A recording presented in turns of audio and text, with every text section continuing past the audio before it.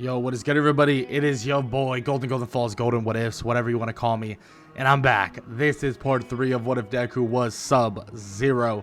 I'm very excited for part 3. Not any particular reason, but just excited. This series has been pretty fun to make overall. And yeah, I hope you guys continue to enjoy it. I know the viewership isn't, amazing. But the whole thing for this channel, to be honest, I want to get content that I enjoy to you guys. I want to get content that you guys enjoy.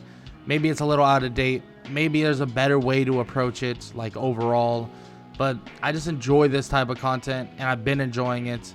If it's Deku, if it's other stuff. I'd like to expand on the anime kind of aspect, like different what ifs. Haven't really decided 100% on what I'm expanding to. Obviously, we do Tanjiro stuff. I am tempted to go back to the Naofumi stuff. Haven't 100% decided on it. Obviously, you guys know how I feel about season 2 and 3. So I would have to really narrow down how I want to approach those things. But yeah, with that said, I'm not going to waste much more of your time. I want to get right into the what if. So we're going to do exactly that. Let's get it. Izuku Midoriya had just gone through the USJ incident and is now well understanding of what's truly to come. He knows now that there are people still out there, hunting down people like him, hunting down the clan that he was once a part of, even if he was only just a little baby. The clan that his mother was a part of, and frankly, he is more or less the reason why it got hunted down. At the end of the day, Izuku's powers is what attracted this so-called unknown person to them, or the potential powers that Izuku could have, right? That was what attracted them. But now it seems as if they are alerted on the radar in terms of who Izuku is and also what powers he has obtained. So he may become a target in the near future. But those people, they need to be ready. Because guess what? Izuku doesn't just have the powers of ice. He has the powers of the #1 hero, and they have no idea. But for now, this isn't something that Izuku needs to worry about, or something that he's going to worry about, at least for a little bit, because he has a little bit more school stuff to attend to. And the first thing that's going to be happening after a small break would be the UA Sports Festival, a chance so that all the people there can show off their capabilities, show off what they're made of, and all the above. And All Might makes it pretty clear to Izuku that this is his chance to really show off, to show what he can do, show all of what he's made of. But Izuku even brings up the idea that, is this really the best idea? And obviously All Might would question why he would be questioning it, and he would basically tell All Might what happened. I mean, Shigaraki said that they were looking for someone like him. Shouldn't he preserve what he can do? I mean, I know he did show off some stuff in front of Shigaraki, but what if he just lets it all out? He just shows everybody every single thing he possibly can do, and then boom, the villains have such a leg up on him. That's not good. The villains would just know so much. But immediately All Might shuts this down, saying that yes, he does agree that the villains would have a lot on him, but as a hero, you're always going to play from a disadvantage. And if he thinks that in maybe 2 weeks, 2 months, maybe 2 years, that he's going to have these same techniques, the same skills, and that's it, well then there's a little bit more issues that we gotta deal with, at least here in terms of training. In which Izuku hears this and he thinks to himself, you know what, that's kind of true. At the end of the day, that is the truth. That he's gonna be evolved by the time that he has to take on these new people. He's gonna be a different type of person, a different type of being. So I guess that is something to really take into account, and that really certifies for Izuku that he's going to take on this UA Sports Festival head on, especially because he is the #1 student, and you don't want to be missing the #1 student when you start the UA Sports Festival. This would lead to Izuku just doing his little speech, telling everybody that he knows exactly what he's going to do, that he's going to win, that everyone's going to put on a show, and this and that, and just some good stuff that everybody would want to hear, of course. And he would tell everybody that in the end of it all, though, he is or he is going to be, the victor, or victor. Yeah, something like that. He's gonna be victorious in it all, right? He's going to be the number one student and show why he's truly the number one student, and he's going to literally win every single category, in which it would start with an obstacle course race, in which he would show exactly why he's been saying that he's going to be the number one student for a long time, because he begins to absolutely take off in this race, utilizing about 30% of one for all, or at least enough so that he doesn't really hurt himself too badly. He would take off, jump off the walls, and just sprint by literally everybody. In terms of just flat out speed, he's so much faster than everybody there. Yes, that even includes someone like Tenya Ida, more because Izuku has a lot more of agility, or like this side-to-side mobility, being able to dodge through the corridor and then eventually just freeze the legs of these giant 0-point robots, collapsing them in front of other people. The only person that would somewhat be able to keep up is people like Todoroki, and also, well, Bakugo, or Katsuki Bakugo. And they would be able to keep up through their own means, but Izuku would be taking off, jumping past the canyon of some sorts and getting to the mine area. And yes, don't get me wrong, the mine area is a difficult one, but he is kind of extremely far ahead, so there's really no point of him to just try to walk across the mines safely. So he just freezes them over and just runs right by, sliding straight through where the mines normally are, and he would just be good.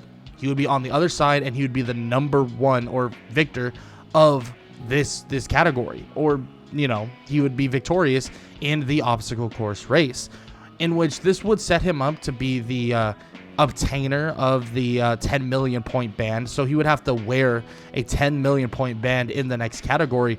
But when the others would come through, he would congratulate them to a certain extent. Bakugo would tell him to shut his mouth, but Todoroki would kind of just nod in acknowledgement at the fact that Izuku is pretty damn impressive. But his opinion on Izuku would definitely change later on, but we'll get to that in a little bit. Now, this would lead to the cavalry battle. And there's a little bit of pushback on the idea of if they should really team up with Izuku or not, or whoever should team up with Izuku or not. Because, yes, don't get me wrong, Izuku is extremely strong, extremely powerful, and everybody can realize that to a large extent, right? Everybody knows how powerful Izuku is, but at the same time, do you really want to pair up with somebody that, well, kind of has a 10 million point band that will probably be targeted extremely heavily? Well, some people do hesitate massively, but the people who don't hesitate, the people who flat out just are like, you know what, whatever, like I want to join Izuku, so I'm just gonna go. People like Ochaku Uraraka, people like Tokiyami, and also Mei Hatsume, and people like that, they would basically instantly just be like, oh yeah, I'm gonna go with Izuku, like I'm gonna team up with him because this is probably the best course of action for me to take. Just overall, in which that would be perfect for them, at least, because they're going to win. Like, this is not going to be that close of a fight. Yes, Izuku may have some contest with people like Bakugo, people like Todoroki, because just their powers itself or their quirks. But in terms of just flat out strength, speed, and all of the above, like, Izuku's going to be faster and better than them, and his ice powers allow all of them to kind of keep away everybody for the most part. Like, at the end of the day, Izuku is going to massively benefit from his powers, and also Tokiyami's. At the end of the day, Tokiyami has Dark Shadow, and Dark Shadow is really, really good, especially for something like this, and they'd be able to defend themselves relatively easily, or at least defend themselves for the most part relatively easily. Now, of course, they would have their little, downsides here, downsides there in terms of their planning, but there is no world where they don't at least come out victorious, if not just able to maintain the band that he holds, or, maintain what he has. And that's exactly what happens. Izuku is able to maintain the 10 million point band, and they go on to the very next thing, or the very next round, you could say. Now, this round would be the one that would highly benefit Izuku in all reality, right? But at the end of the day, a lot of people are afraid of Izuku, like flat out afraid. Like he's pretty damn scary, and there is no denying that to a large degree. Now, in terms of the fact that he's scary, you know, he might not get the heads up on the idea of, well, what's happening or what Shinso is capable of doing. And since he's a little bit under the idea of what Shinso can do and doesn't really know fully the capabilities, he would get caught by Shinso's mind control quirk. But as he gets caught by this, well, let's just say it would kind of lead to him more or less looking at all of the spirit vestiges of One For All. And this would be the first time he actually sees them, but there's actually an extra person that he doesn't even know. And, well, the other vestiges obviously seem to be kind of off-putted by it because they don't know who they are or he is either. But this person is wearing basically a similar outfit to Izuku, being that of one of the original Sub Zeros. Now, he doesn't know jack squat about him and why he's even there. Maybe he's just there like as like a picture or an image of who Izuku can or truly is, or whatever you could possibly think of. He doesn't even really know. But the vestiges even themselves have no interaction with this Sub-Zero. I mean, they could see him, they can, you know, they could touch him, but the guy is like really kind of stoic and not moving, and it's just as if he's there. Now, seeing all of the people there and seeing the vestiges and seeing all of these things, right? Of course, this would, you know, lead to, yeah, I mean, it would lead to Izuku flat out deciding that, yeah, it's time to wake up. And the vestiges would help him do just that. And he would awaken immediately, or almost immediately. And he would turn toward, well, you know, the one person that basically made him go, you know, under for a while. And he would go at him immediately and as quickly as you could possibly imagine, dashing toward him and kicking him directly off this area or directly off the stage, and he would win just like that. And of course, that whole struggle and that whole thing that happened, that was pretty damn hard to deal with. But overall, now Izuku has smooth sailing, and he's not going to allow something like that to ever happen again. Now, Izuku's next fight would be against the one and only Todoroki, but before that fight could even occur, well, this is where things get a little bit interesting, because the one and only Endeavor would show up. Endeavor would even talk to Izuku and actually talk about the idea of, you know, getting his son to utilize his fire side and this and that, and basically say certain things that Izuku, well, he didn't really like. At the end of the day, Izuku's not a great fan or an amazing fan of Endeavor, and he doesn't really like Endeavor at all. I mean, you could tell that he's kind of a shitty person, so why would he like him, like, by any means? So he obviously is like, yeah, like, I don't care about your little, oh, I want my son to utilize his quirk thing. Like, he's like, I don't really care, and none of this really matters to me, but he'll do it, but just not for the sake of Endeavor. Like, that is never going to be, it's never going to be for the sake of Endeavor, you could say. And he'll do it, but he's going to do it for the sake of Todoroki, and, well, Todoroki will know about this as well. In which Endeavor would even try to slightly threaten Izuku for a second, but Izuku would tell him that he should really calm down on who he's threatening. Like, he may have an ice quirk, and in a technical sense, he may be, you know, powerful and have a counter quirk to his own, but remember, there's always a bigger fish. There's always somebody that is bigger, better, and badder. And he may just be one of them. But he won't, you know, he doesn't really say much more to Endeavor after that as he heads out to fight Todoroki.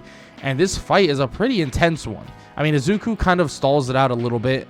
In terms of closing the distance, Izuku could flat out do that. I mean, he could close the distance and just end this fight relatively quickly. But he begins to think about this whole idea of this of Endeavor, and also utilizing the fire side of his quirk, or Todoroki utilizing the fire side of his quirk. So he decides, you know what, I'm going to try to get him to use it. And he does just that, right? He tries to influence Todoroki, telling him that he should be using his entire strength, his entire power, and would even tell him like, dude, this is not your father's quirk. This is your quirk. Like, make it your own. Make your power your own. Take on that responsibility of bringing light to a quirk like the one your father has. And he would even call his father a shitty person. I mean, you could tell that he's a shitty person. And the fact is that Todoroki has a chance now to really show what that quirk really means and what that quirk really is. Way more than what Endeavor will or ever do, right? This is something, or a chance, that Todoroki truly has, and he should take it, and take it now. In which Todoroki would heed the words, or hear the words, and would believe it to be so. So he immediately activates his fire and ice at the same time, and Todoroki tells him that this is exactly what he wanted. At least this is what Izuku wanted, and don't be mad if he loses because of it. Izuku, would be like, hey man, this is what I wanted, but I wouldn't get too cocky because I don't think you'll be winning anyways. In which this would shock Todoroki, the confidence of Izuku, because when they start fighting, it's obvious that the ice or the ice versus fire matchup is definitely not one that favors Izuku massively, but it seems like Izuku's ice actually holds up to a certain degree. Yes, it's not perfect, don't get me wrong. It's not like it's going to block every ounce of damage the fire shoots, but for the most part, I mean, it does block quite a bit, if not almost all of it, which would shock the hell out of Todoroki. Maybe it's because he hasn't really utilized his quirk to its fullest for the most part. I mean, frankly, he has no idea. I mean, it could be a multitude of things. Like, genuinely could be a multitude of things. It could be the fact that he barely utilizes his quirk. It could be the fact that he, for the most part, you know, just kind of he's never really utilized the fire side of his quirk very much. It could be that it's really not as powerful as his father's. It could be many things, right? So, of course, he knows that. And with that said, though, Izuku tells him that yes, his power is immense and great, but there's something that every single person in UA lacks, and that's true hand-to-hand combat experience. And as Izuku slides in, blocking a giant fire blast, splitting it right down the middle, he would dive through, kicking, and then punching, and then tossing Todoroki straight off of the barrier, or straight out of the ring, and everybody would be shocked. But then everybody would start cheering. Everyone cheers Izuku's name. Everyone cheers his name, Izuku, right? Or Midoriya, over and over and over again. And everyone is flat out excited to see how well and how much he did. I mean, at the end of the day, that was pretty damn impressive. Like, genuinely impressive. And to be honest, Izuku continues to show off. I mean, show off in all the good ways, of course, but he would continue to show off. Izuku would show off what he's capable of. He would show off exactly what he set out to do, frankly. And when it eventually led to him taking on, well, you know, the one and only Bakugo after defeating Tenya Ida. You know, sorry to Tenya Ida, but let's be honest, he doesn't really stand a chance.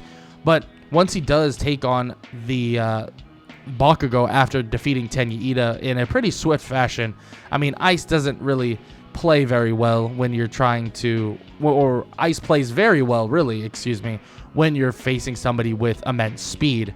So he definitely is able to take him down. Bakugo fight, though, is absolutely embarrassing. Like, genuinely embarrassing. And it's not really embarrassing for, the one and only Izuku Midoriya. It's more embarrassing for, well, you get what I mean, Bakugo. Bakugo would be massively embarrassed by this fight, because at the end of the day, he would lose extremely bad. Like, extremely bad. But he's always lost extremely bad to Izuku Midoriya. I mean, over and over again, this has been portrayed. Izuku has always been better and seemingly continues to be better than Bakugo himself.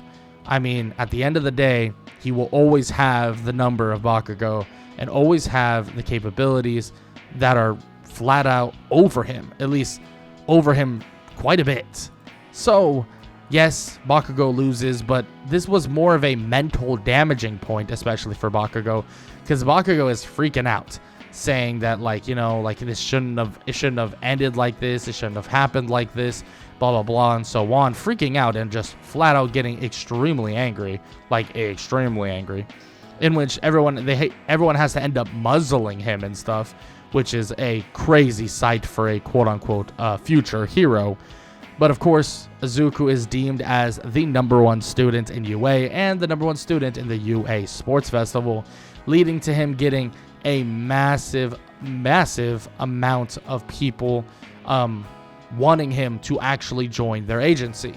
But of course, Izuku wouldn't really want to join anyone else's agency, especially when All Might tells him that, hey, my old teacher actually wants to take you on as a student, in which this would be beneficial for Izuku. I mean, any extra help he can get with utilizing, One for All, it's something that he's never going to deny, because at the end of the day, it's just flat out beneficial, right? It is flat out something that would massively help him, something that would massively help his training and All Might and so on and all that stuff, right? So he's definitely not going to turn this down. There's really no world he turns this down. So he doesn't turn it down. He actually decides to go train with Gran Torino, and this was going to be and probably is the best decision he could possibly make, because when he goes to train with Gran Torino, he would learn quite a few different things. I mean, and when I say quite a few, I mean quite a few. At the end of the day, Gran Torino is a wealth of knowledge, so learning from someone like him, there is no shame in it at all. He learns from Gran Torino different ways to utilize One for All, how to actually and properly distribute One for All throughout his body, even better than what he already was doing, right? I mean, he was already pretty damn good at doing it in terms of, distributing One for All throughout his body. But at the end of the day, a little extra advice never hurt anybody. So the fact is, he was able to benefit pretty heavily from that extra little bit of advice that he was able to get from someone like Gran Torino, which was amazing and great thing for him. And so much so that Gran Torino felt and feels as if it's probably a good time for him to progress, you could say, and good time for him to try out a new area, new field, something like that. Basically, a new thing for him personally, and that has more to do with actually actually being out in the field, because being out in the field is something that not many different things can really test for or evaluate for and stuff like that, right? You really need to be out there for things to kind of truly set its course. And that's exactly what Gran Torino believes, and exactly what Gran Torino is going to do for Izuku. He's going to allow him to be out in the field. So it's a perfect time or a perfect thing for Izuku to get into, because they actually head off to Hosu City, in which Hosu City has a lot of people that are not the best and definitely full of criminals. So it's a good thing that they actually go here first. And it's a good thing that they actually decide to go here, because it seems as if Tenya Ida is also here as well. But he's here for a totally different reason, actually looking to get revenge for his brother. Yeah, he's looking to get revenge for his brother, and he's gonna do something that is going to basically have the chance of ruining his life. And that may be the understatement of the century, but at the same time, that's exactly what's going to happen. I mean, he's going to literally ruin his life if he decides to go on with what he's going to do, and that's trying to kill Stain, or the hero killer. And, well, let's just say Stain is way too much for someone like, Tenya Ida, and it's not a good idea for Tenya Ida to take on Stain all on his own. But luckily enough, someone or, some people are there to actually help him out, and eventually Izuku would realize what's happening, and he would come across Stain and Tenya Ida, with Stain having a blade. Yeah, a blade to the neck of, Tenya Ida, who's laying there completely defeated and about to be knocked out for good, or about to be knocked out forever. And that's probably not the best thing, because you don't want to see your fellow comrade go down. So he would jump into action, helping Tenya as much as he possibly can, freezing the Stain for a moment.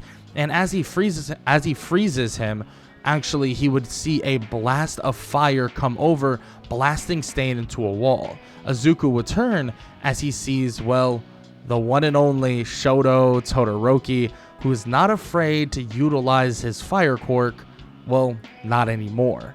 And this would excite Izuku just a little bit, and he would tell him that they would definitely need to work together to get this guy down for good, at least, without killing him, in which, of course, this would be agreed upon by the one and only Todoroki. Todoroki would basically tell him, yeah, he agrees, let's get this guy down and out for good so that we don't have to worry about this anymore, in which a combination of ice, fire, and even more ice, it's a pretty interesting battle, and a battle of this ranged and hand-to-hand combat. Izuku would crank up his one for all, utilizing 40%. Yes, it strains himself, but he does utilize 40% of one for all, and he's able to really keep up, if not outpace, the hero killer by a large margin, or at least a margin that would be pretty drastic in my opinion. And he would be able to outpace him to a large degree. And in terms of outpacing him, and while he's outpacing him, Todoroki is sending his support using ice and fire. And on top of that, Izuku is fighting with his insane hand-to-hand combat. I mean, at the end of the day, Izuku is extremely good at hand-to-hand combat. I mean, maybe not on the level of the hero killer, just because, he's been learning in kind of subpar environment. I mean, if he was trained in his village with trained shinobi ninja type characters and type people, then of course, I mean, he would be able to keep up, if not destroy the hero killer. But with the combination of his martial arts, one for all, and also, ice powers, that's how he's able to destroy the hero killer, and that's how he's able to defeat him. But of course, he's not trying to kill the guy, because yes, if he was going in for the kill, which makes things a hell of a lot easier, then it would be easier for him to do it. But of course, he's trying to hold back, not hurt anybody, and not kill anybody. So he would freeze over the hero killer, and they would maintain kind of his capture. And the hero killer would be pretty damn impressed, saying that the kid is showing signs of even All Might himself, but an All Might that would be a little bit more connected via his, other quirks, making kids think that they could actually be someone like him. In which Izuku would tell him to kind of shut his mouth, but also tell him that kids already believe they can be All Might now, so not much will actually change. In which hero killer would kind of shrug a little bit and kind of nod, because, I mean, that is the truth. A lot of kids truly do believe that they can be All Might, and there's really no way around it. They believe that they can be All Might even if some, crazy stuff happens, or, they're not strong enough, they're not whatever, right? They still believe that they can be All Might. And, hey, man, maybe they can, maybe they can't, but that's a belief that a lot of them are going to go by, and a belief they'll die on. At least for a while. Now, this would lead them to having the capture of the hero killer and also Endeavor taking on the responsibility of basically, or not even the responsibility, but the credit for the most part, taking on the credit and just getting the kids off scotch-free for the most part. And yeah, they do get in a little bit of trouble with UA, but everybody is sent back to UA early because, yeah, a villain attack and, you know, all of this stuff happening. Yeah, we're shutting down internships, so that's exactly what happens. They shut down internships, and they all head back to UA.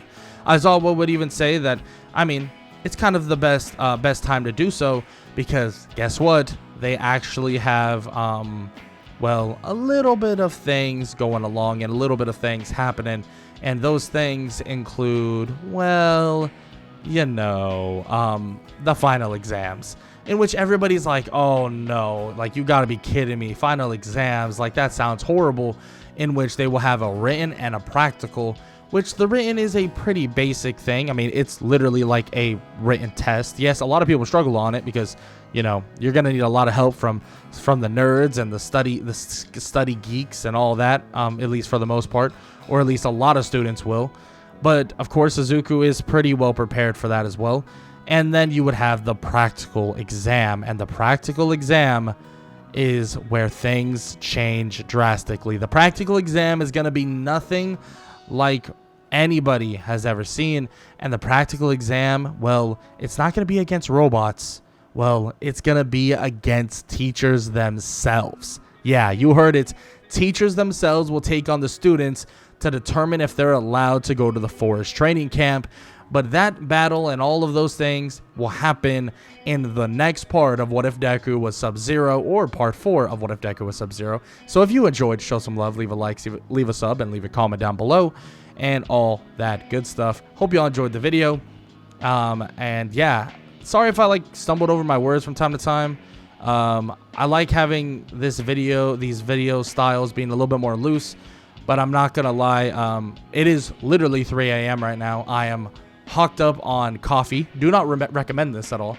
I just had a weird schedule today, and I was like, hey, I'm awake, I'm cranked, I'm ready to go, and let me just record my video so I can get it out to y'all. I do this quite a bit, so I gotta chill out and take my breaks where I can. But I hope y'all enjoy, and I hope all y'all have an amazing day. Later.